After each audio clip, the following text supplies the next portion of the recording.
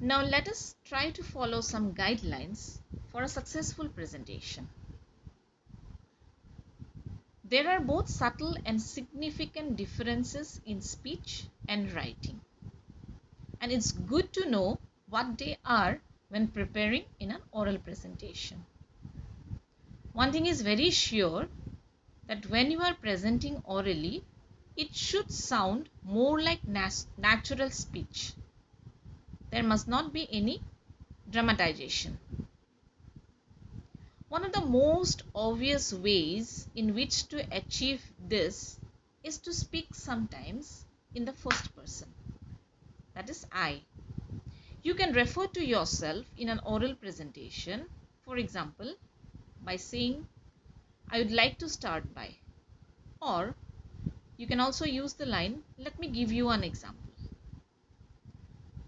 But in written projects, it is always best to keep the use of the first person to a minimum. Then about time limits, practice the presentation a number of times to get the pacing right and ensure you fit the information into the time provided. We should always maintain the time schedule given for the presentation, and so that practice will make us perfect. We will say, for example, we have only 20 minutes to deliver the presentation, so within 20 minutes we should be able to deliver the information whatever we have provided.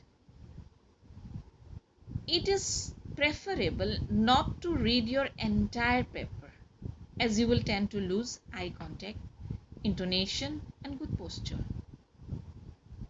You can refer to the handouts occasionally, but it is never advisable to read the entire paper, because you have to maintain eye contact with the audience. You have to be very conscious about the posture you are maintaining and also the intonations. Try to make a sort of roving eye contact with the audience while maintaining good posture and using appropriate gestures with your hands. So this is included in how to prepare regarding the body language. Now about voice. Speak loudly enough for your audience to hear you, clearly and slowly enough for them to easily follow your argument. Use silence and pauses effectively when making particular points, and maintain interesting intonation patterns. Avoid speaking in a monotone. So I have already said about this guidelines, that we need to maintain eye contact with the audience. We must have a very good posture by using our hands and all the gestures very appropriately. We should speak loud enough for our audience to hear us clearly, but also the pace should be slow enough that they are following what we are delivering. It's not that we need to talk continuously. We have to use silence in between or make pauses, but very effectively, and maintain very interesting intonation patterns. Don't speak in a monotonous tone or a voice throughout the presentation.